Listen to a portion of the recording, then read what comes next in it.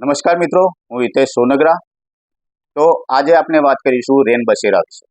ડીસા શહેરમાં ધારાસભ્યની ગ્રાન્ટમાંથી 2017થી લઈને 2023 સુધી કેટલા રેન બસેરા બનાવવામાં આવ્યા છે અને કરવામાં કેટલો ખર્ચ કરવામાં આવેલ છે તેની માહિતી આજે હું તમને જણાવીશ। તો વર્ષ 2018 અને 19 ડીસા શહેરમાં સ્ત્રી સમાજ પાસે વિશાલા વિસ્તાર 5 લાખના ખર્ચે રેન બસેરા બનાવવામાં આવ્યા છે। વર્ષ 2022-23 ડીસા શહેર વસુંધરા સોસાયટી ભોગા મહારાજના મંદિર પાસે મજૂર કલ્યાણ કેન્દ્ર ખર્ચ 1 લાખ। વર્ષ 2021-22 ડીસા શહેર સપ્તર્ષિ બંગલોજ પાસે રેન બસેરા ખર્ચ 3 લાખ। વર્ષ 2021-22 ડીસા શહેરમાં તિરુમાળા શંકર ભગવાનના મંદિર પાસે મજૂર કલ્યાણ કેન્દ્ર અને રેન બસેરા ખર્ચ 3 લાખ। વર્ષ 2019-20 ડીસા પાટણ હાઈવે ઠાકોર સમાજ છાત્રાલય પાસે રેન બસેરા ખર્ચ 5 લાખ। વર્ષ 2018-19 ડીસા શહેર શ્યામ બંગલોજ પાસે રેન બસેરા ખર્ચ 2 લાખ।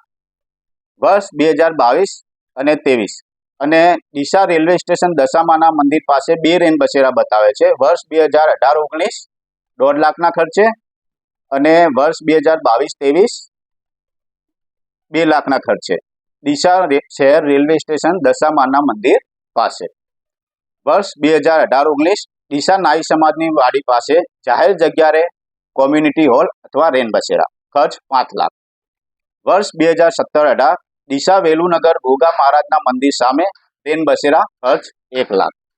વર્ષ 2017-18 ડીસા રિજમેન્ટ તિરુપતિમાં રેન બસેરા ખર્ચ 1 લાખ। વર્ષ 2021-22 13મી નાળા લાલચાલી દલિતવાસની વાડી પાસે રેન બસેરા ખર્ચ 5 લાખ।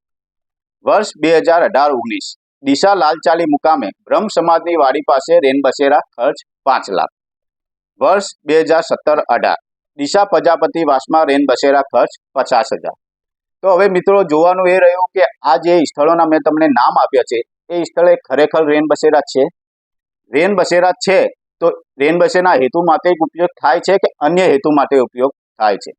આ અંગેની જાણ મારા દ્વારા તાલુકા વિકાસ અધિકારીને લેખિતમાં પણ કરવામાં આવી છે કે આ તમામે તમામ રેન બસેરાની તપાસ કરવામાં આવે અને જે સ્થળ પર રેન બસેરા બનાવવામાં આવ્યા છે એ સ્થળ પર હાલની સ્થિતિએ રેન બસેરા છે કે નહીં